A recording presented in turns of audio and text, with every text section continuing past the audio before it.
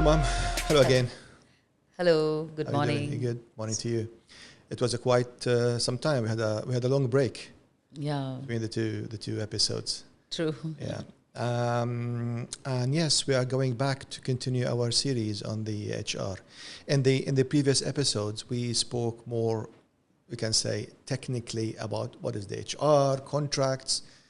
Now let's switch to the most important aspect in HR, which is people of HR. And it's one of the questions that really mostly going in my head, and a lot of people that I know, is what it takes, what kind of skills, what it takes to be an HR. How you can, is it a skill? Is it an only study? I don't think anyone can easily being HR, isn't it?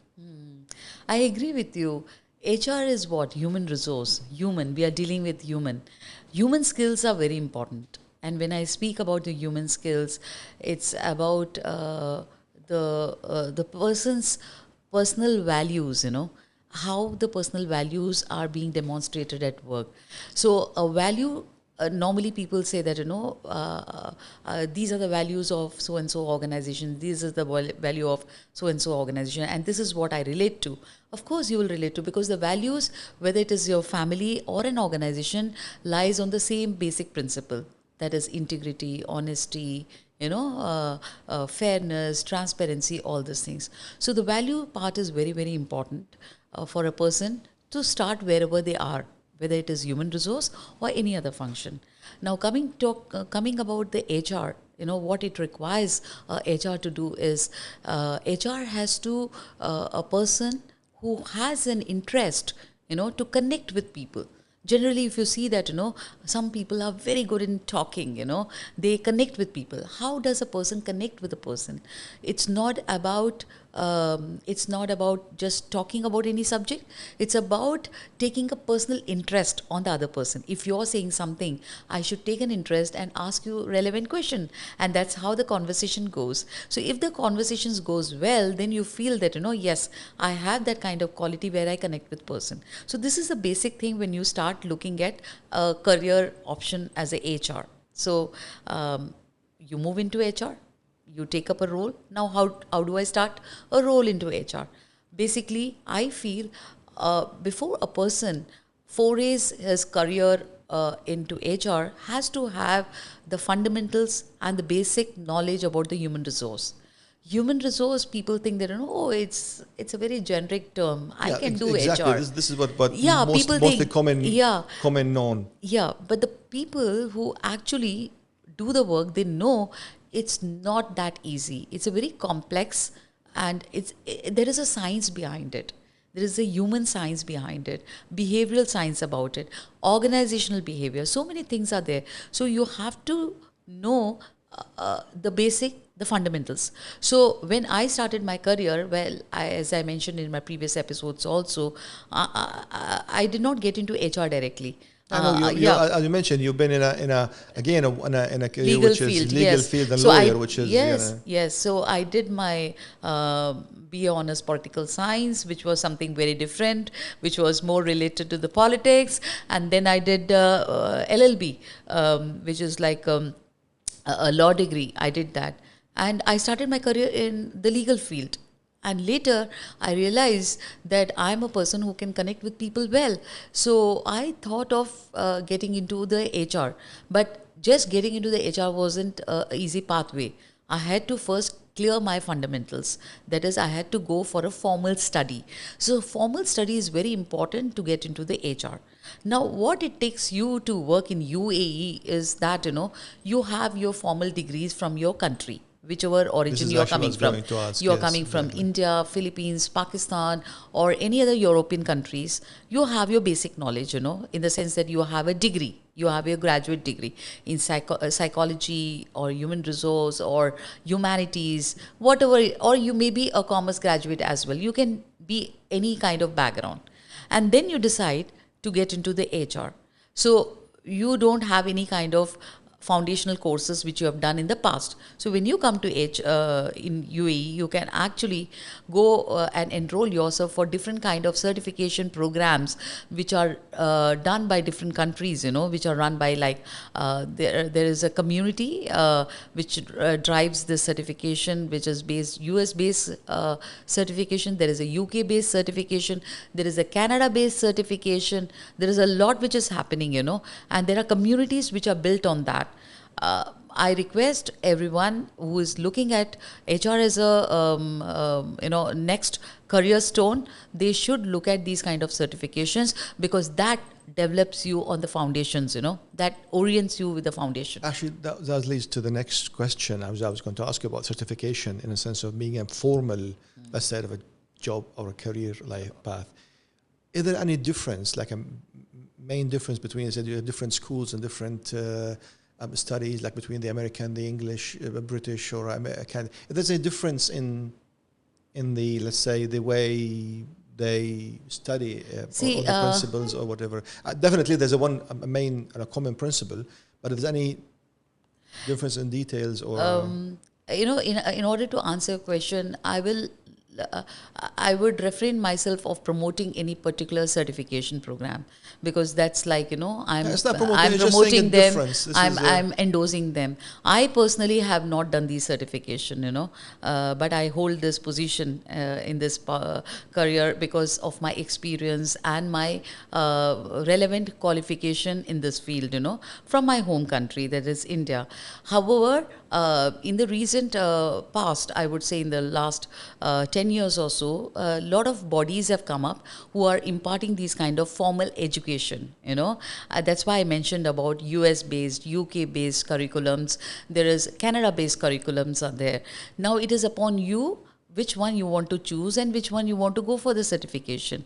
Now, all of them definitely will give you the clarity on the fundamentals of HR, which is very important to know. Now, let's talk briefly about what are these fundamentals, because since I hold a degree in HR from India, the fundamentals, basically, it's all about organization, cascading into different kind of areas of organization, organizational culture, organizational behavior. Then you have different forms of addressing the HR, So when people talk about HR, they think that, HR is only about payroll processing or recruitment. Hire and fire. Hire and fire, as you mentioned that. I would say it's not hire and fire, it's hire to retire. That's good. That's a good one. Let's keep this in mind, hire to retire. Hire to retire. That's a good one. Yeah. So it's also the development of the person who joins an organization. So from the hire to retire is a responsibility of the HR who drives this personal and professional development for that individual. I'm talking about individual in order to give you an idea how it works. So a person who comes as an entry level, who doesn't have any kind of experience in HR but has a formal degree, whether from the home country or from here, the certification is done, and he or she gets an opportunity to work for an organization, I would say go for it. Go for it, even if it is very, very foundational kind of work to do. For instance, the basic thing HR starts is a personal management. What is personal management? It's people management. People management, what? It starts from the filing part, It's not just the advanced way of looking at, I want to do the personal management means I'm going to start with their performance appraisals and no. You're not going to that level. Yeah, you actually start with the filing. You should understand a personal basics, file. Exactly. Yeah, understand how things work from the ground. From the ground. The reason I'm talking about personal management, personal filing, P file, which we call it as, is that you understand a history background of that individual. Okay, and what are the documentations which are very, very important? UAE believes and strongly propagates this, that individual whom you're hiring, his or her credentials should be properly verified, documented. The documentation plays a very, very important role. That's why I'm talking about the filing part. So the documentation, you should see how it has been done. What are the important things when you are hiring a new person on board. How is the interview process going on? Is the interview process, is there any interview assessment form? Has it been done more objectively? What are the criterias of interview? Then it comes, what kind of application form this person has filled in. Has he given all the details? He or she has given all the details. So that's very important. So you go step by step understanding the file part. So I always rely on this point that documentation is the basic thing which is very, very important for one to understand.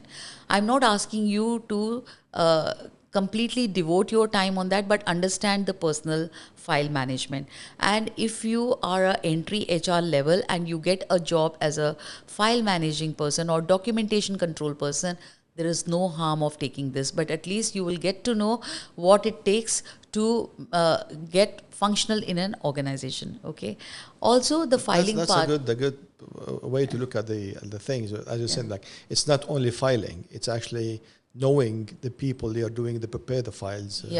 So that part is very important, as I mentioned. And then you start working in that organization. Here I'm trying to address the entry level people so that we can talk more about the other levels, as we go about this conversation. So when an entry level person comes, he gets a job. Say, for instance, he finds, oh, I'm a management graduate with a human resource. I've done this degree or course from UK, India and all, and I'm getting to do a filing job, So no job is small job. You can still make it big. You have an entry to that organization. Start getting into the role, understand what a file goes into it, what is the documentation. Now, this documentation will also make you understand the labor contracts, what kind of contracts are being entered, what types of contracts a person has, and also understand the payroll and many other things. You can connect things. You can connect things. A question, ma'am, comes to my mind. Is there any chance that someone without an HR background or HR career to move from, let's say, as you said, a position of a PA or to become someone working in HR and being effective in HR? Can he or she get an opportunity to be in HR career? Certainly. One can definitely have, if a person has an interest to work with people, can definitely get into HR, and it's all about the organization if they are willing to give that kind of opportunity. That brings us back to the beginning of our discussion. It's about the person. Yeah, we were talking about. Let me connect you with my background as well, because from there it started. As I mentioned to you, I'm a dual degree holder. I did my BA Honours Political Science, then I did my law, and then ventured myself into the legal side. And with the legal background, I entered a corporate, start working with them. And it's one of the most Fortune 500 company, that is GE. I joined them as a communication person, I did not have any kind of HR background. I had a legal background, but I was more into the communication because my communication was very good. And there was an opportunity and I wanted to work with Fortune 500. That was my dream company. I joined them. When I joined them, I started taking interest on what other functions they are and what other people do. My lunch breaks were talking to the other department, understanding what is their role. And that's how I got to understand what type of roles exist. And gradually I saw that HR is an area where I can try my interest and develop my interest and work on that. So one of the day I approached the senior leader of HR at that point of time, asking that if there is anything which I can do. I didn't ask for a job opportunity, or a career shift or something like that. I just said I would like to, on my personal time, I would like to give time to the HR. Is there anything I can help you with or I can support you? He was really impressed that I'm showing that interest to work with him. And he said, yes, we will keep it in mind. If there is something coming up, we'll get you onto the board. And it happened in no time. It happened, there was a reward programs which was going on, and they wanted extra volunteers, from other departments, and they thought of me because I am the one who approached them.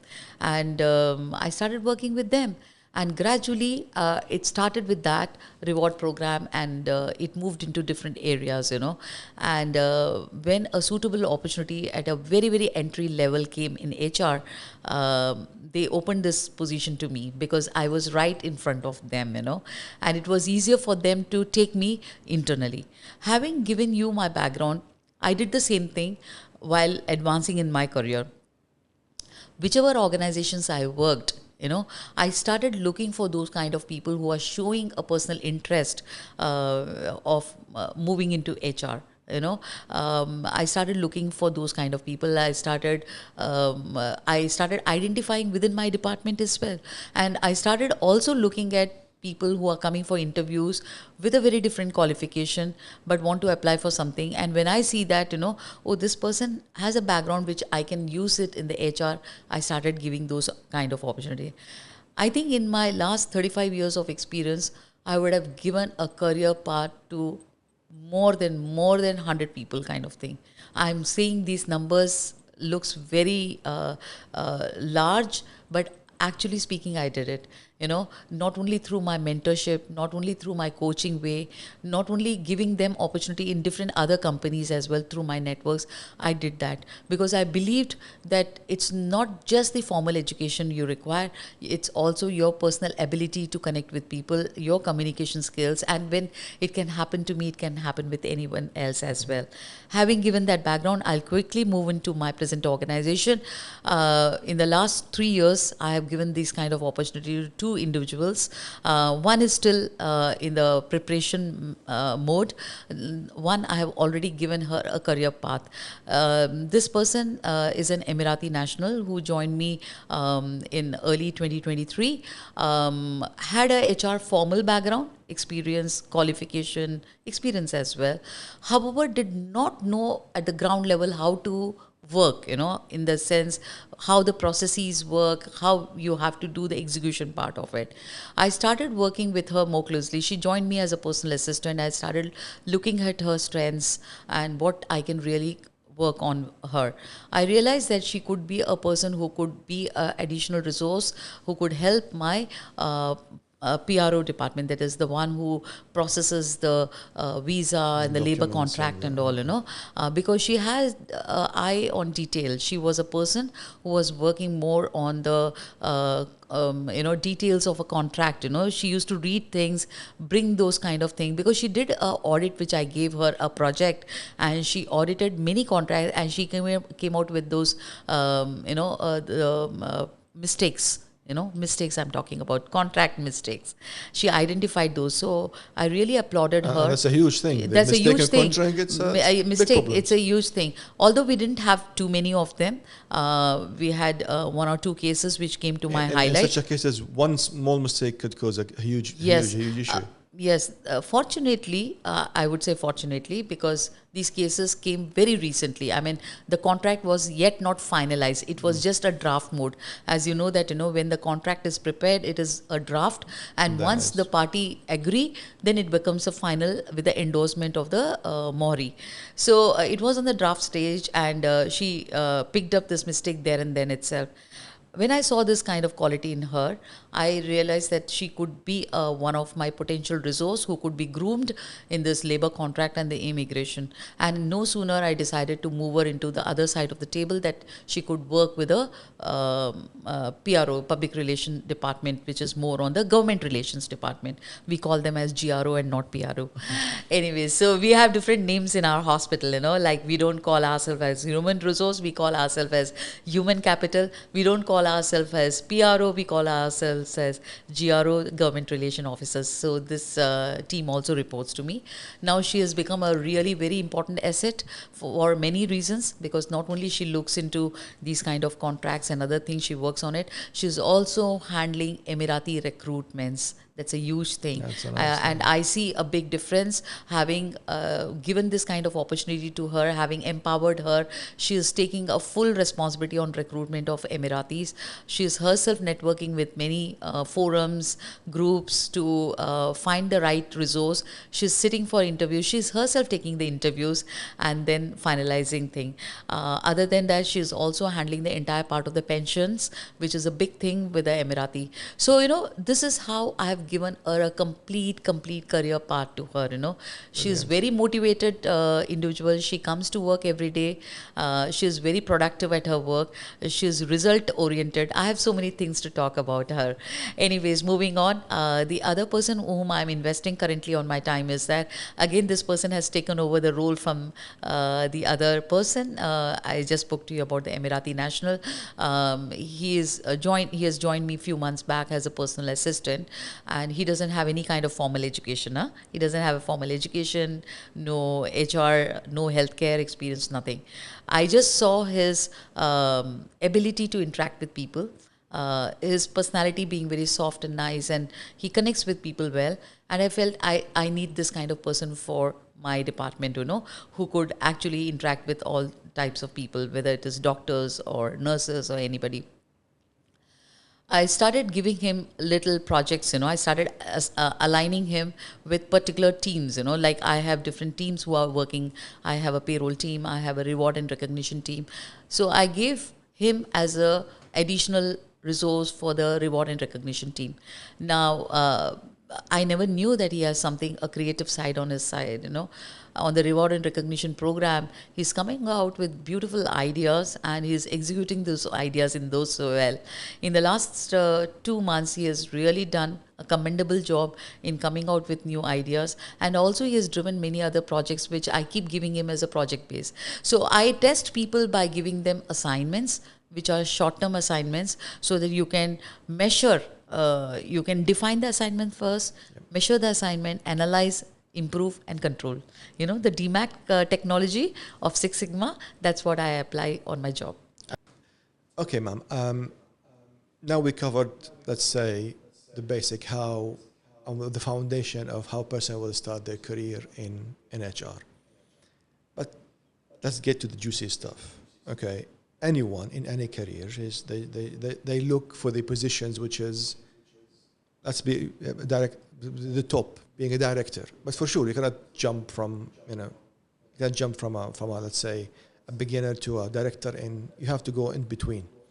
So what it takes again to become an HR senior or mid-level, and what that makes this senior a director level in HR. Okay, very interesting. I spoke a lot about the formative years of a HR, how to enter, how to start your work from. No job is a small job, which I spoke about. Now, when we talk about the middle level of HRs, formally, if you ask me, when I hire a middle level of HR people, I look at their qualification, from which place they have studied, and irrespective of what is their qualification, like whether they are from UK certification or US certification or from India or from any other country as such. But I first look at the fundamentals of HR have been Definitely. done or not. So that's very, very important for me. And having said that, then comes the experience part of it. When I talk about the experience, I look at this person's experience in which area it is, because normally you get people who have a generalist kind of experience. That is, they work on all areas of HR, whether it is recruitment or performance management or the exit process, everything they work into, including the payroll also. So they are like generalists. This is where my like sort of a question running in my head, because being a senior in HR or being an HR director, let's say, it's being the people who manage the people who manage the people. You're a person, you manage a number of person in charge for managing other people, which is a bit, it needs a skills, it needs experience, it needs a different type of experience. Yeah, agreed. It has to be worked very gradually on that. And if you ask me, if your question is directly on how to become a CHRO, I'll go Yeah, step by step for definitely. it. My first step would be that if you're in the middle level of HR, and you're doing good in whatever area you are. For instance, you are a compensation benefit person, and you want to become a CHRO. So a CHRO is a person who's having a understanding of all the processes which are under HR. Okay, like if I give you my own example, today I am a CHRO for Zahra Hospital. The reason being is that I worked on all these different areas of HR. That's how I'm able to oversee, supervise, monitor everything And mostly having the my team knowledge is doing. basically on each and My every Yeah. area. So you have to have knowledge. You have to have knowledge and experience of handling them, because knowledge is just not enough. Even the experience. Why? Experience teaches you through the trials and errors. Yeah, that's You commit mistakes. You commit mistake, then you know how to correct it. You come out with a solution how to do it. So trials and errors helps you gain that experience. So that experience should never ever be discounted. When people say that, oh, I have so much of experience, still I'm not finding a job. If you're not finding the job, it's not just alone the experience, but also how you present yourself to the definitely. people. We'll talk about it later. Right now, the question is about how to go into that next role. So I would say the middle level managers to invest their time understanding other processes as well. If you are in a specialized area, if you're already handling a generalist role and handling everything for a setup which gives you an area which you can have a control of everything, do that of understanding everything, and also try managing people under you. That's very important part, because if you go into a bigger role, you will have to manage a bigger team. Like currently I have team of 18 people working under me. So you will have a bigger team, and you should know how to manage them. So in order to go to that level, first you will have to start with even one direct report is good enough for you. When you start giving directions to one direct report and managing work, because see, managing work is not an easy thing, because you are doing your own work and then you're delegating your work, and again you're supervising that Yes. work. Actually, it's a double burden for a manager, right? So the double manager doesn't come with a easy cakewalk, so you will have to do your work as well Well, as there's other supervise the works. other work as well. And when you're supervising work, the supervising work will come only when you have a clarity of that role. Definitely. So when you have a clear clarity of role and you have a clear understanding with that person that this is our scope of work and this is what I want to give you and these are the kind of work you have to do it, you assign the responsibility and start monitoring the work. Many managers, what they do is that once they delegate the work, they actually don't check back on the work. They think that I've delegated the work, it's done. It cannot work like that. You will have to check, recheck. You have to keep doing. And the manager expectation, because you supposedly know the person that you're giving the Yeah, job or the task for. absolutely, absolutely. But managers also have their say. Some of the managers come with this point of view, well, I don't like to do a micromanaging, I like to believe in empowerment. Okay, you empower, but then end of the day, It's your you will exactly. be It's your responsibility. responsible. You are the chief of that department. You will be responsible. So how you drive this responsibility is your call. If you think check recheck is a good method, do it. If you think no, I'm not going to do a micro level of check recheck, I will have a second level to do that recheck check recheck, you can do that. But I feel when you are hands on with your own team and when your team size is not that big, a team size of 18 people is not that big enough for me. I've handled bigger team than this. But if you have 18 people also, you can always have a different mechanism to monitor their work. You can actually put successors under each of the people, so that they work in their zone, and then you have direct reports. For instance, I have these 5 verticals under me very very clearly, which includes compensation benefits, HR operations, the GRO which I spoke about, training and development, and the last is the exit one. So I have these 5 teams who work under me, and I make sure that I have one senior person over the one. So everyone has one direct report. So the reason I designed and structured my team in this manner so that I could see each one of them growing into a managerial role. And I did this with a purpose. These are their formative years to become a manager, learn the managerial skills, and that's the reason I gave them the responsibility. And I try to teach them in my own way how to do the check and recheck, At their level, I want them to do the micromanaging level.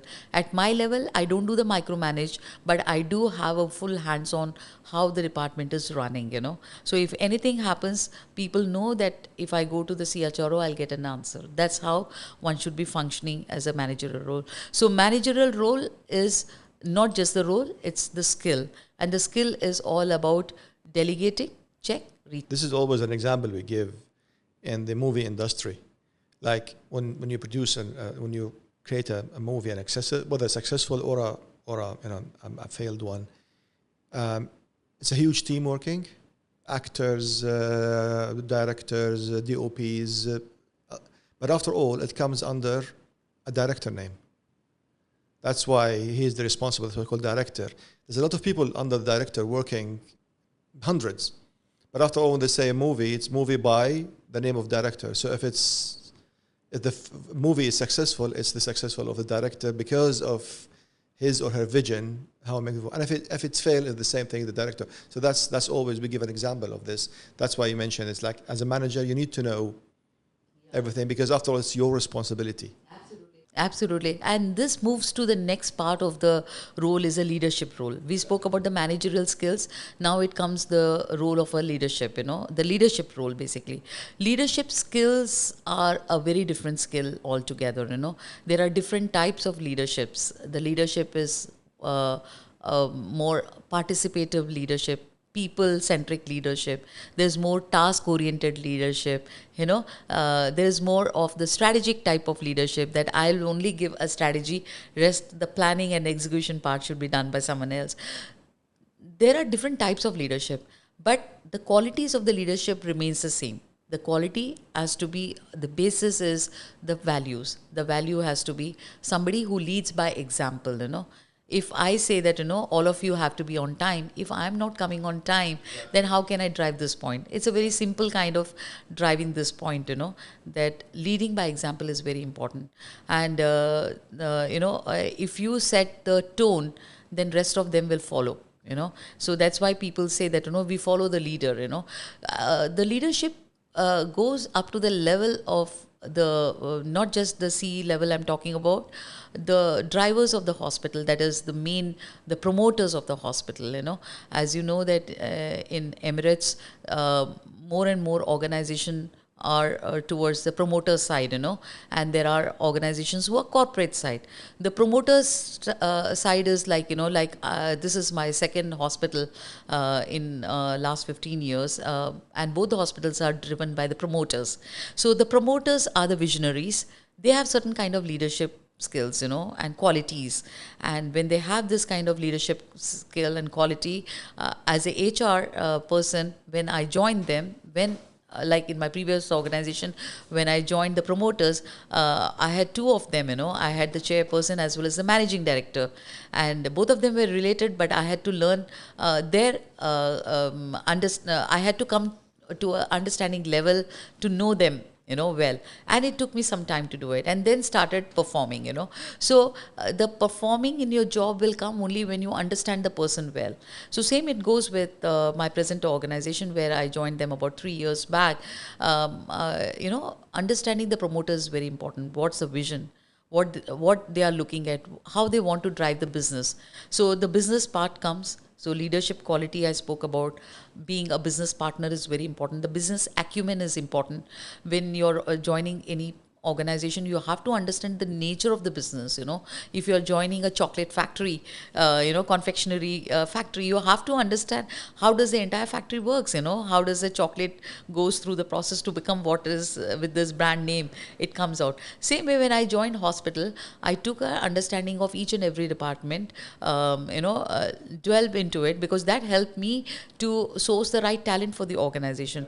So understanding the business is very important. Once you have an understanding of of the business, then you start working with the finance to understand how the financials impact. As a HR, very important is that the financials come here not only through your recruitment offers. This is my manpower planning, budgeting. Yes, that's very important. Other than that, there is something very important is that what's your manpower cost? In terms of business revenues, how much is your manpower cost? Is it marginal or is exceeding? Where we are on. So normally, since you have certain kind of reputation in the market, you maintain your business at a larger scale. Like our hospital is one of the premium hospital. So we have a very large scale of presenting our hospital. The reputation stakes are very high. The hospital infrastructure is also very modern and very demanding, so which requires me to deploy more manpower because of the scale and length of the hospital. The facility is huge. So I cannot say that I can reduce the manpower here, because it's a necessity. So you will have to have an understanding of the finance head that what should be the ideal manpower cost, which should be your threshold. This should be something which I should look at it. Beyond this, if my manpower cost goes high, then you should raise the red flag to the management, to the corporate governance team, that this is what is happening. We need to look at it. Where do we, where do we structure, how do we structure our organization? How do we do the multitasking? Because all solutions doesn't lead to the layoffs. People think, layoff is very easy way to close any kind of discussions. If you have to have a proper way of restructuring, you should look at multitasking, which is very important, how you can multitask and assign those individuals to some other this is the people. general idea. When they say restructuring, first thing they do is lay off people. No, I don't think it's like this. As you mentioned, it's like how you multitask, how to utilize the multitasking assets in the organization. Yeah, that's beautiful. We can say we have a now sort of, or not sort of, really good understanding about HR in different aspects. I will come for a question. I don't say it's a critical question, but it is there, the question. It's women in HR. Now it's a very wide question. But what I mean women in HR, there's two aspects here. One, we see HR is really, let's say, honest, it's dominating by the females. In most organizations, you see it's dominated by women or females. And what is the obstacles and what's the challenges being a woman in HR and being a woman leader from your point of view? I know it's a bit very, very interesting question, but I'm just trying to formulate my thoughts and share it with you in my own way, in my experience of 35 we years. Definitely we're looking for this answer based on your experience and the things you've been, and the education, career, Yeah, true. Frankly speaking, role, whether it is given to women or men, the output is similar. I don't see the women brings a different edge to it. Having said that, the reason I said it because I believe in equal gender equality. So I will not say that I'm too pro to the women. But the point is that why women choose this as a career is also that it gives you a very work-life balance kind of thing, that you have standard timings of work and you can manage your personal life as well as work. And also, this is one part of it. Now, when I come back to other aspects of women being in HR, there is a lot of application of emotional intelligence, into the role. A man can do the same work, but the emotional intelligence, the empathy part may be missing. As I give you examples, in my talk, that when people are being laid off, it's a very very sensitive situation. A woman can handle these kind of situations much better than a man. And this I'm saying with my experience. I've seen when I have to communicate this kind of decision to the person. I have a man as a colleague, who's representing that particular department, and I as a HR sitting, and the way I talk to the person communicating this decision is very different than the one who is sitting with me. So when I see this kind of thing, then a woman is a much better placed as a human resource person than a man for certain kind of roles in the HR. I'm not being very generic that all roles should go to HR. 53% as per statistics, what I know is the women who are in the HR role. Now, HR, when they are into this kind of role, they do feel that kind of pressure coming in when they say no to things. Because see, HR is also a function which is a guardian of policy, processes and other things.